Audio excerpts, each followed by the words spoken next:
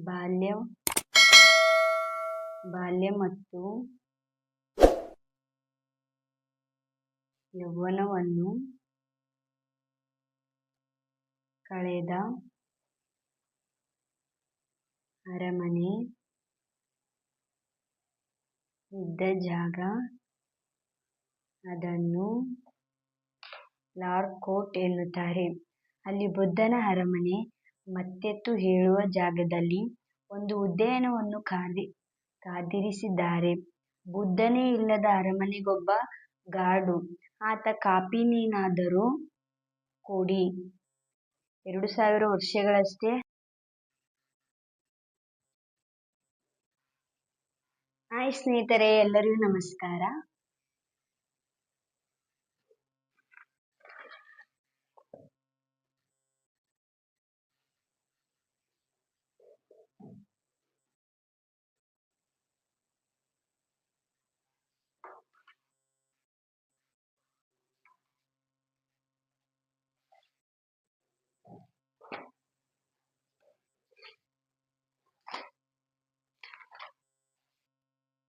ಲೇಖಕರ ನಿರಾಸೆಗೆ ಕಾರಣವೇನು? ಕಪಿಲವಸ್ತು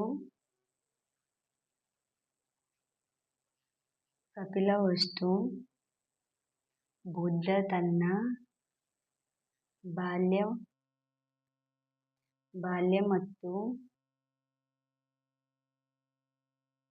ಯೌವನವನ್ನು ಕಳೆದ ಅರಮನೆ ಇದ್ದ ಜಾಗ, ಅದನ್ನು ಲಾರ್ಡ್ ಕೋರ್ಟ್ ಎನ್ನುತ್ತಾರೆ. ಅಲ್ಲಿ ಬುದ್ಧನ ಅರಮನೆ ಮತ್ತೆತ್ತು ಹೇಳುವ ಜಾಗದಲ್ಲಿ ಒಂದು ಉದ್ಯಾನವನ್ನು ಕಾದಿರಿಸಿದ್ದಾರೆ. ಬುದ್ಧನೇ ಇಲ್ಲದ ಅರಮನೆಗೊಬ್ಬ ಗಾರ್ಡು. ಆತ ಕಾಪಿನೇನಾದರೂ ಕೊಡಿ. 2000 ವರ್ಷಗಳಷ್ಟೇ ಹಳೆಯದು ಎಂಬಂತೆ ಇತ್ತು ಎಂಬುದನ್ನು ನಿರಾಸೆಯ ಧ್ವನಿಯಲ್ಲಿಯೇ ಹೇಳುವ ಲೇಖಕರು. ಮುಂದೆ ಸೈಕಲ್, ರಿಕ್ಷಾ, ಮೊನಾಸ್ಟ್ರಿಗಳನ್ನು ನೋಡಿ ಬಂದರು. ಹೃದಯಕ್ಕೆ ನಾಟಿದ್ದು ಗೌತಮನಿಲ್ಲದ ಅರಮನೆ, ಕಥೆ ಹೇಳುವ ಉದ್ಯಾನವನ ಮಾತ್ರ ಎನ್ನುತ್ತಾರೆ.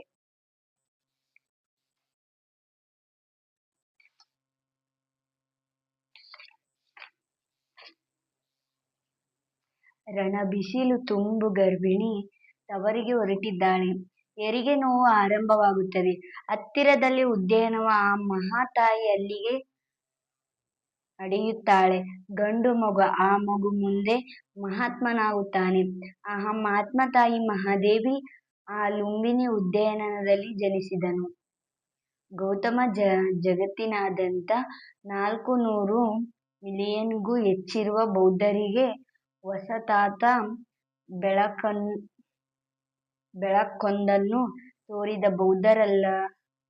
ಬೌದ್ಧರಲ್ಲದವರಲ್ಲೂ ಕುತೂಹಲ ಹುಟ್ಟಿಸಿ ಗೌರವಾರ್ಹನಾದ. ದಕ್ಷಿಣ ನೇಪಾಳದ ಆ ಸಣ್ಣ ಉದ್ಯಾನವ ಲುಂಬಿನಿ ಬೌದ್ಧ ಮಾರ್ಗಿಗಳ ಪಾಲಿಗೆ ಪವಿತ್ರ ಸ್ಥಳವಾಗಿತ್ತು. ಹಾಗೆ ನೋಡಿದರೆ ನೇಪಾಳ ಪ್ರವಾಸದ ಪ್ರಮುಖ ಗುರಿ ಈ ಲುಂಬಿನಿಯನ್ನು ನೋಡುವುದೇ ಆಗಿತ್ತು. ದೊಡ್ಡವರ ಹುಟ್ಟೂರು, ಬೆಳೆದ ಪರಿಸರವನ್ನು ನೋಡುವ ತನ್ನ ಕುತೂಹಲ ಯಾವತ್ತಿನದು? ಅದು ಕುವೆಂಪುನಿಂದ ಆರಂಭವಾಗುತ್ತದೆ. ಅನಂತರ ಗಾಂಧೀಜಿಯವರು ಪೋರಬಂದರ್ ವಿದೇಶದಲ್ಲಿ ಹಲವು ಚೇತನಗಳ ಜನ್ಮಸ್ಥಳ ಹುಡುಕಿ ಹೊಂದಿವೆ. ಇಂಗ್ಲೆಂಡಿನಲ್ಲಿರುವ ಷೇಕ್ಸ್ಪಿಯರನ ಮನೆ,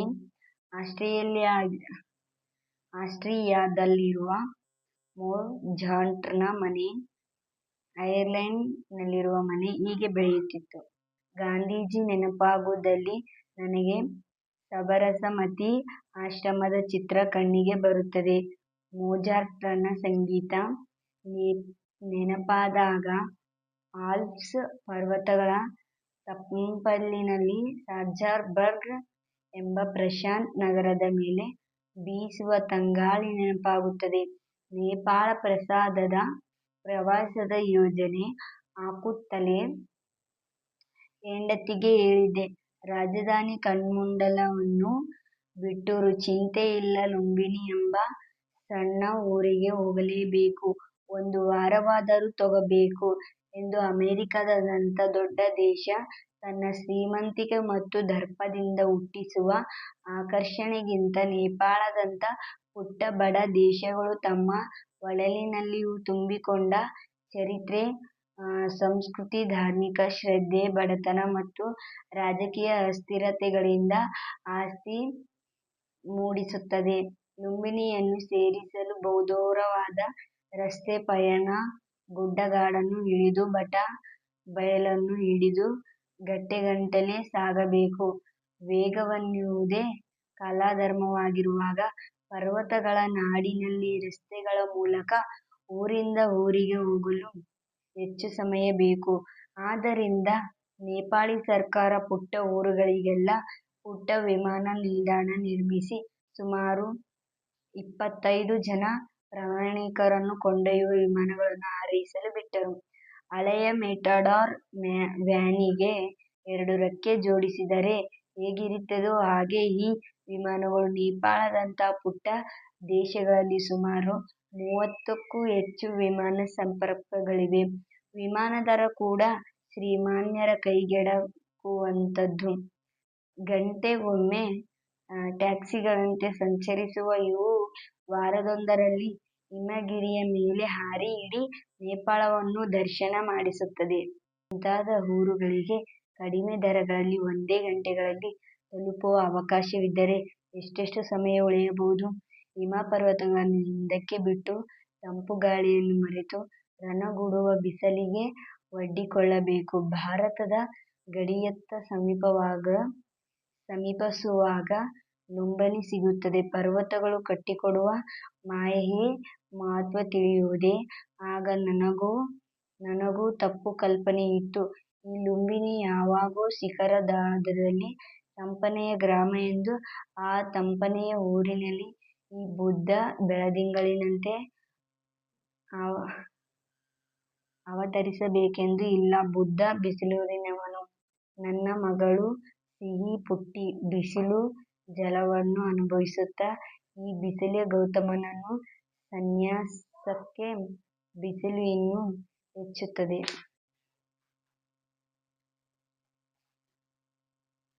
ಅಂಗಾಧಿಪತಿ ಕರ್ಣ. ಹರಿಯು ಕರ್ಣನಿಂದ ಬೇಡಿದ್ದು ಕವಚ. ಹರಿಯು ಕರ್ಣನಿಂದ ಬೇಡಿದ್ದು ಕವಚ. ರಣರಂಗದಲ್ಲಿ ಬಿದ್ದಿದ್ದ ಅಭಿಮನ್ಯು ಕಳೇಬರ. ಅರ್ಧ ಮುಚ್ಚಿದ ಕಣ್ಣು. ಉತ್ಸಾಹದಿಂದ ಅರಳಿದ ಮುಖ. ಶತ್ರುಗಳ ಬಾಣದ ಹೊಡೆತದಿಂದ ಮೈಯೆಲ್ಲ ಗಾಯ. ಬಿಸಿ ರಕ್ತದ ಕಡಲಲ್ಲಿ ಮುಳುಗಿದ್ದನು. ದ್ರೋಣನ ಕಳೇಬರವನ್ನು ಕಂಡು ದುರ್ಯೋಧನ ಹೇಗೆ ದುಃಖಿತನಾಗುತ್ತಾನೆ. ಕುರುಕ್ಷೇತ್ರ ಯುದ್ಧದಲ್ಲಿ ತನ್ನವರನ್ನೆಲ್ಲ ಕಳೆದುಕೊಂಡ ದುರ್ಯೋಧನ ಶರಶಯ್ಯದಲ್ಲಿದ್ದ ತಾತ ಭೀಷ್ಮನ ನೋಡಲು ರಣರಂಗಕ್ಕೆ ಬರುತ್ತಾನೆ. ಅಲ್ಲಿ ಬಾಣಸಮೂಹಗಳಿಂದ ನುಜ್ಜುಗುಜ್ಜಾದ ದ್ರೋಣನ ಕಳೇಬರವನ್ನು ಕಂಡನು. ಸ್ವಭಾವತಃ ದುಷ್ಟನಾದ ದುಶ್ಯಾಸನನು ಚೆಂಡಿನ ಹಿಡಿತದಿಂದ ಅಸ್ಥಿಪಂಜರನಾಗುತ್ತಾನೆ.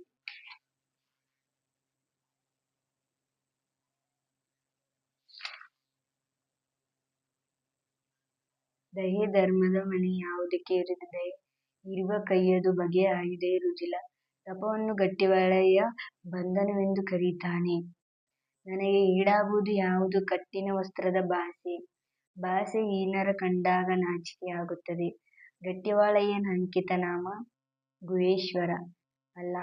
ಅಂಕಿತನಾಮ ಚಿಕ್ಕಪ್ರಿಯ ಸಿದ್ದಲಿಂಗಯ್ಯ. ಕೈದು ಕಾರೋಗಳಿಗೆ ಏನೇನೂ ಇರುವುದಿಲ್ಲ. ಇರುವ ಕೊಲ್ಲುವ ಕೈದುಗಳಿಗೆ ಆಯುಧ ದಯೆ ಧರ್ಮ. ಮೊನೆ ಇರುವುದಿಲ್ಲ. ಖಗೋಳರ ವಿಷಸರ್ಪ ದಾಢ್ಯದಲ್ಲಿ ಅಮೃತದ ಸುಧೆ ಇರುವುದಿಲ್ಲ. ಅಕ್ಕನು ಹೇಳುವ ತೊಡರು ಯಾವುದು. ಅಕ್ಕನು ಹೇಳುವ ತೊಡರು ರತ್ನದ ಸಂಕೋಲೆ. ಲೋಕದ ಚೇಷ್ಟೆಗೆ ಬೀಜವಾದುದು ರವಿ. ಭಯ ಯಾವುದು ಕೆಡವಾಗುವುದು. ಶಿವನಲ್ಲಿ ಮನ ಸಿಲುಕಿದಾಗ ಭಯ ಕೆಡುವುದು. ಸತ್ಯವ ನುಡಿಯುವುದು ಯಾವುದರ ಶೃಂಗಾರವಾಗಿರಬೇಕು. ಸತ್ಯ ನುಡಿಯುವುದು ವಚನದ ಶೃಂಗಾರವಾಗಿರಬೇಕು. ಅಕ್ಕನ ಅಕ್ಕ ಮಲ್ಲಿಕಾರ್ಜುನ. ರತ್ನ ಮುತ್ತು ಏನನ್ನು ರತ್ನ ಸಂಕೋಲೆ ಅದು ತೊಂದರೆಯನ್ನು ಸೂಚಿಸುತ್ತದೆ.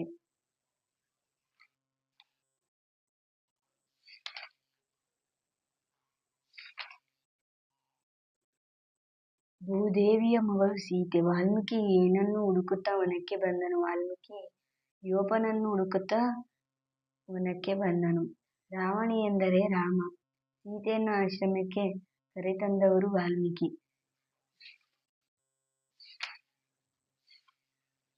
ಕರ್ನಾಟಕ ಯಾರ ಹೃದಯಗಳಲ್ಲಿ ಒತ್ತುರಿಯುವ ದೀಪವಾಗಿದೆ? ಕರ್ನಾಟಕ ಶರಣ ಹೃದಯಗಳಲ್ಲಿ ಒತ್ತುರಿಯುವುದಾಗಿದೆ. ಛಲದ ಚಂಡಿ ಕರ್ನಾಟಕ ಮಾತೆ ಹಣ್ಣು ಮಣ್ಣು. ರಾಗಿ ಮುದ್ದೆ. ನನ್ನ ದೇಹದ ಮೇಲೆ ಒಂದು ಮುಷ್ಟಿ ರಾಗಿ ಸುರಿಯಿರಿ. ಲೇಖಕರು ರಾಗಿ ಲಕ್ಷ್ಮಣಯ್ಯ ಎಂದು ಹೆಸರಾದ ಡಾ ಸಿ. ಎಚ್. ಲಕ್ಷ್ಮಣಯ್ಯನವರು ಕುರಿತು ಹೇಳುವ ಸಂದರ್ಭ ಈ ಮಾತು ಹೇಳುತ್ತಾ, ಮೈಸೂರು ತಾಲೂಕಿನ ಹಾರೋಹಳ್ಳಿಯಲ್ಲಿ ಇವರು ರಾಗಿಯ ಮೇಲೆ ಅಪಾರ ಪ್ರೀತಿಯನ್ನು ಹೊಂದಿದ್ದರು. ರಾಗಿ ತಳಿಗಳ ಬಗ್ಗೆ ಹಲವಾರು ಸಂದೇಶಗಳನ್ನು ಕೈಗೊಂಡ ಇವರು ಹೊಸ ತಳಿಗಳ ಅನ್ವೇಷಣೆಯಲ್ಲಿ ತೊಡಗಿದ್ದರು. ಅವರ ಅದ್ಭುತ ಯಶಸ್ಸಿಗೆ ಕರ್ನಾಟಕ ರಾಗಿ ಕ್ರಾಂತಿ ಅವರ ರಾಗಿ ಪ್ರೇಮಕ್ಕೆ ಸಾಕ್ಷಿ ಎಂಬಂತೆ ಅಂತ್ಯ ಸಂಸ್ಕಾರಕ್ಕೆ ಮೊದಲು ತನ್ನ ತಲೆಯ ಮೇಲೆ ಒಂದು ಮುಷ್ಟಿ ರಾಗಿ ಸುರಿಯಿರಿ ಎಂದು ಲಕ್ಷ್ಮಣಯ್ಯನವರು ಹೇಳಿದರು. ಲೇಖಕರ ಪ್ರಕಾರ ದುಡಿಯುವ ಜನಕ್ಕೆ ಯಾವ ರೀತಿ ಮುದ್ದೆ ಇರಬೇಕು? ದುಡಿಯುವ ಜನಕ್ಕೆ ಗೋಡೆಗೆಸೆದರೆ ಪುಟಿಯುವ ಚೆಂಡಿನಂಥ ಗಟ್ಟಿ ಮುದ್ದೆ ಇರಬೇಕು. ಜರ್ಮನಿಯ ವಿಶ್ವಕಪ್ ಫುಟ್ಬಾಲ್ ಪಂದ್ಯಾವಳಿಯ ಕ್ಯಾಂಟೀನ್ನಲ್ಲಿ ರಾಗಿ ಬಾಲ್ ಮುದ್ದೆ ಸೇರ್ಪಡೆಯಾಗಿತ್ತು. ಹಳ್ಳಿಯ ಹೊಲಗದ್ದೆಗಳಲ್ಲಿ ದುಡಿದು ಮಾಡುವ ರೈತರಿಗೆ ರಾಗಿ ಮುದ್ದೆ ಶಕ್ತಿಯನ್ನು ನೀಡುವುದು, ಹಸಿವನ್ನು ಇಂಗಿಸುವುದು. ದುಡಿದ ರೈತರು ಹೊಲದ ಬದುವಿನಲ್ಲಿ ಕುಳಿತು ಹೊಲದ ಒಡತಿ ತಂದ ಬುತ್ತಿಗಂಟಿನಿಂದ ಒಬ್ಬೊಬ್ಬರ ಕೈಯಲ್ಲಿಯೂ ಒಂದೊಂದು ಮುದ್ದೆ, ಎಡಗೈಯಲ್ಲಿ ಅಂಗೈಯಲ್ಲಿ ಗುಣಿದ ಮುದ್ದೆಗಳನ್ನು ಇಟ್ಟುಕೊಂಡು ಅದನ್ನು ಅಮುದುತ್ತಾ ಬಟ್ಟಲಿನಾಕಾರಕ್ಕೆ ಬದಲಾಯಿಸುತ್ತಾರೆ. ರಾಗಿ ಮುದ್ದೆ ಕುರಿತು ಇರುವ 16 ಮೆಚ್ಚುಗೆಯ ನಂಬಿಕೆ ಮಾತುಗಳು. ರಾಗಿ ಮುದ್ದೆಯನ್ನು ಕುರಿತು ಹಲವಾರು ಮೆಚ್ಚುಗೆಯ ನಂಬಿಕೆಗಳು, ಮಾತುಗಳು. ಅವುಗಳೆಂದರೆ: ರಾಗಿ ಗೋಧಿಗೆ ಹೋಲಿಸಿದರೆ 8-10 ಪಟ್ಟು ಹೆಚ್ಚು. ರೋಗ ನಿರೋಧಕ. ರಕ್ತದಲ್ಲಿ ಸಕ್ಕರೆ ಅಂಶ ನಿಯಂತ್ರಿಸುವುದು.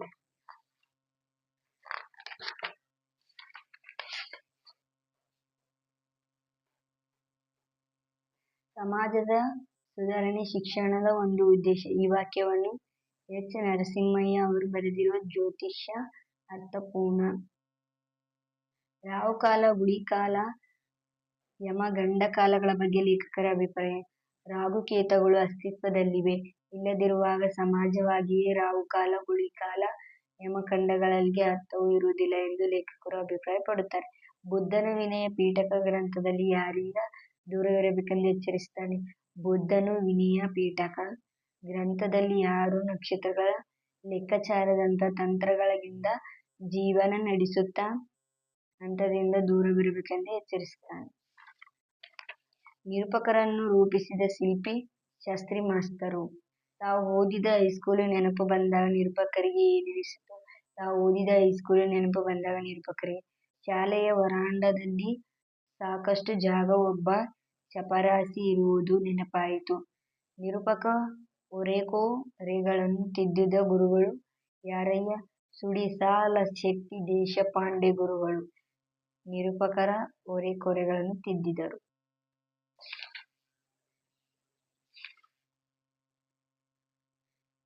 ಕಪಿಲವಸ್ತುವಿನ ಹಿಂದಿನ ಹೆಸರು ಕೋಟ.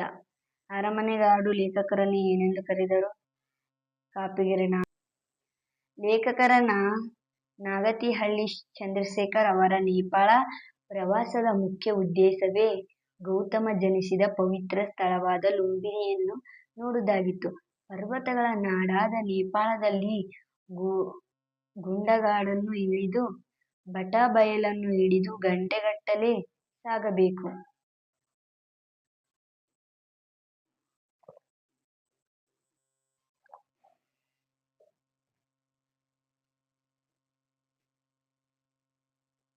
ಅದಕ್ಕಾಗಿ ಸರ್ಕಾರ ಚಿಕ್ಕ ಚಿಕ್ಕ ಊರುಗಳಿಗೆಲ್ಲ ಪುಟ್ಟ ವಿಮಾನ ನಿಲ್ದಾಣ ನಿರ್ಮಿಸಿ ಸುಮಾರು ಜನಪ್ರಯಾಣಿಕರನ್ನು ಹೊತ್ತೊಯ್ಯಬಹುದಾಗಿತ್ತು.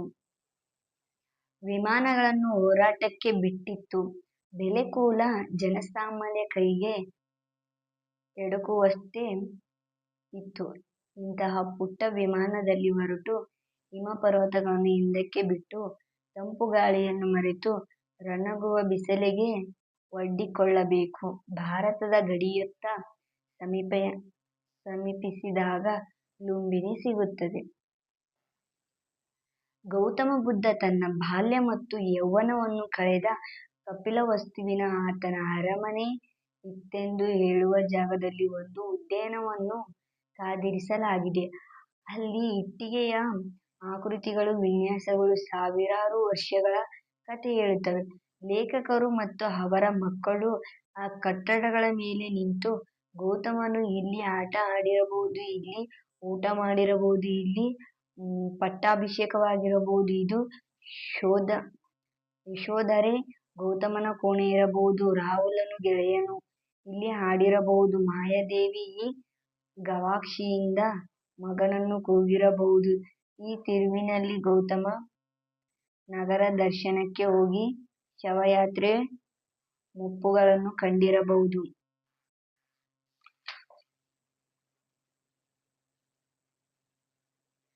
ಸರ್ಕಾರ ರಂಗರಾವ್ ಅವರಿಗೆ ನೀಡಿದ ಬಿರುದು ರಾವ್ ಸಾಹೇಬ್.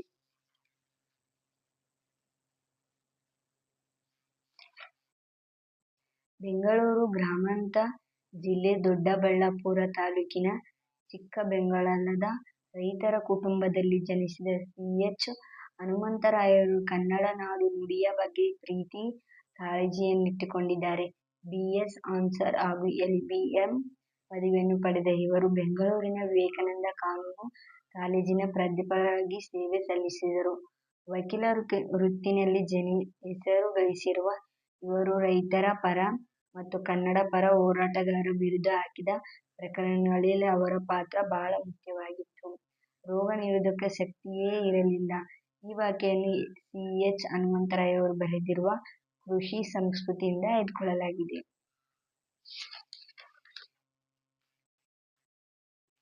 ಬೋಳಶಂಕರ. ಬೋಳಶಂಕರನ ಅಣ್ಣಂದಿರು ಬಹಳ ಸುಲಭವಾಗಿ ಪಿಶಾಚಿಗಳ ವಶವಾಗುತ್ತಾರೆ. ದೌರ್ಬಲ್ಯಗಳಿಲ್ಲದ ನಿಷ್ಕಲ್ಮಶವಾದ ಶಂಕರ ಪಿಶಾಚಿಗಳನ್ನು ಗುರುತಿಸಬಲ್ಲನಾಗಿದ್ದ. ಅವುಗಳ ಬಲೆಗೆ ಬೀಳುವುದಿಲ್ಲ. ಹೀಗಾದರೂ ಮಾತು ಅವನನ್ನು ಬಲೆಯೊಳಗೆ ಬೀಸಬೇಕೆಂದು ಹೇಳಿದ್ದಾರೆ. ಸೈತಾನನ ದೊರೆ ಬೋಳಶಂಕರ ಮತ್ತು ಅವನ ಅಣ್ಣಂದಿರು ವಿರಸ ಹುಟ್ಟಿಸಿ ನರಕಕ್ಕೆ ಕರೆತಂದರು. 3 ಪಿಶಾಚಿಗಳನ್ನು ಕಳಿಸುತ್ತಾನೆ. ಅದರಲ್ಲಿ ಮೊದಲನೆಯ ಪಿಶಾಚಿ ತನ್ನ ಪರಿಚಯವನ್ನು ಹೇಳಿಕೊಳ್ಳುತ್ತಾ, ತಾವು ಪಿಶಾಚಿಗಳು, ಮನುಷ್ಯನ ದೌರ್ಬಲ್ಯಗಳ ಮೂಲಕ ನಿಮ್ಮನ್ನು ಪ್ರವೇಶಿಸುತ್ತೇವೆ. ಬೋಳಶಂಕರನ ಅಣ್ಣಂದಿರು ನಾವು ಕಾಣಿಸಿಕೊಂಡಂತೆ ಬಲೆ ಹಾಕಿ ಹೆದರಲು ಸುಲಭವಾಗಿ ಬಿಡುತ್ತಾರೆ. ಆದರೆ ಬೋಳಶಂಕರ ಇಲ್ಲದಿದ್ದಾಗ ಬಹಳ ಗಟ್ಟಿಯ ಆಸ್ತಿ ಹಂಚಿಕೆ ಸಂದರ್ಭ ಜಗಳವಾಡುತ್ತಾರೆ.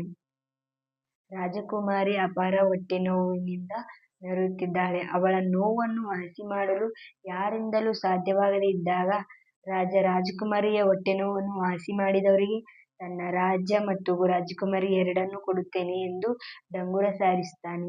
ಬೋಳಶಂಕರ ತಾನು ಪಿಶಾಚಿಯಿಂದ ಪಡೆದಿದ್ದ ಬೇರಿನ ಸಹಾಯದಿಂದ ರಾಜಕುಮಾರಿಯ ಹೊಟ್ಟೆನೋವನ್ನು ವಾಸಿ ಮಾಡಲು ಬಂದು ಆ ಬೇರನ್ನು ಜಗಿದು ನುಂಗಿ ಶಿವ ನಿಮಗೆ ಒಳ್ಳೆಯದು ಮಾಡುತ್ತಾನೆ ಎನ್ನು.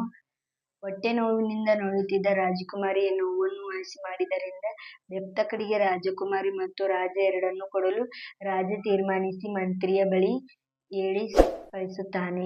ಸುದ್ದಿ ತಂದ ಮಂತ್ರಿಗೆ ಬೋಳಶಂಕರ ನಾನು ರಾಜಕುಮಾರಿಯನ್ನು ಮದುವೆಯಾಗಲು ಕೆಲವು ಷರತ್ತುಗಳಿವೆ ಎಂಬುದನ್ನು ಪರೋಕ್ಷವಾಗಿ ನದಿಯನ್ನು ಬಂಧಿಸಲಾಗುವುದಿಲ್ಲ, ಬಂಧಿಸಿದರೆ ನೀರಿಗೆ ಅದರದೇ ನಿಯಮಗಳಿವೆ ಎಂದು ಹೇಳುತ್ತಾನೆ. ಅವು ಯಾವುವು ಎಂದರೆ, ನಾನು ರಾಜನಾದರೆ ರಾಜ್ಯದಲ್ಲಿ ಸೈನ್ಯ ಇರುವುದಿಲ್ಲ, ತೆರಿಗೆಗಳು ನಾಣ್ಯಗಳು ಇರುವುದಿಲ್ಲ, ರಾಜರಾಣಿಯಾಗಿರುವುದು, ಎಲ್ಲರೂ ದುಡಿದು ಉಣ್ಣಬೇಕು, ದುಡಿಯುವವರು ಮುದುಕರು, ಮಕ್ಕಳು ದುರ್ಬಲರು, ಉಂಡಾದ ಮೇಲೆ ಸೋಮಾರಿಗಳು, ಊಟ ಮಾಡಬೇಕು ವಿನಿಮಯ ಕೆಲಸದಿಂದ, ಆದರೆ ನಾಣ್ಯ ಅಗತ್ಯವಿಲ್ಲ, ನಾಣ್ಯ ಇಲ್ಲ ಎಂದಾದರೆ ಸಂಗ್ರಹ ಇಲ್ಲ, ಕಾನೂನು ಅದರ ರಕ್ಷಣೆ ಬೇಕಿಲ್ಲ. ದಾರಿ ತಪ್ಪಿದವರಿಗೆ ಬಲ್ಲವರು ಬುದ್ಧಿ ಹೇಳುತ್ತಾರೆ.